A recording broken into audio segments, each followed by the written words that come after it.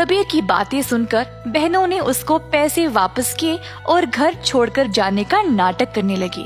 कबीर के पूछने पर तीनों ने धमकी दी कि वे घर छोड़कर चले जाएंगे। मजबूर होकर कबीर को उनकी बात माननी ही पड़ी। कमाए गए पैसे राजा को देकर अधिक पैसे अपनी बहनों को देने लगा।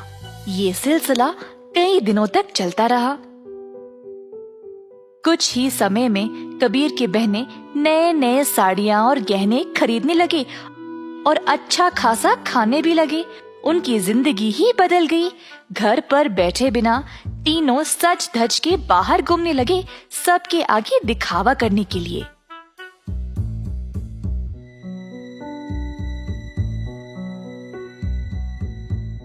गांव के सारे लोग हैरान रह गए और आपस में बातें करने लगे। ये तीन बहनें कबीर की कमाई को ऐसे इस्तेमाल कर रहे हैं। मैंने कभी नहीं देखा किसी को ऐसा करते हुए। पर कबीर सिंह के पास इतने पैसे आए कहाँ से? सब लोग कबीर के बारे में बातें करने लगे और बाकी के मंत्री कबीर की कमाई पर ईर्ष्या करने लगे, तो इस बात पर जांच करना शुरू कर दिए। जल्द उनको सच पता चल गया कि वह दूध में पानी मिलाकर बेच रहा था। 70% राजा को देकर बाकी के 30% अपनी जेब में डाल रहा था। खेत के कारीगरों से मंत्रियों ने ये बात का पता लगाया। सारे मंत्री गए राजा के पास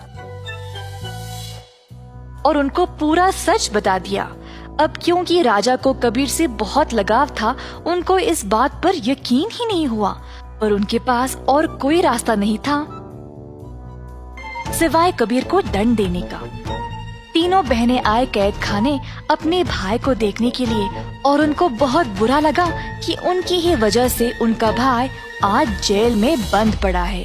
बहनों को अपनी गलती का एहसास हुआ और तीनों गए महाराजा के पास और उनको सब सच बताया कि असल में ये सब उन तीनों की ही गलती है और कबीर दोषी नहीं है। उन्होंने राजा से भीख मांगी कबीर को छोड़ने के लिए।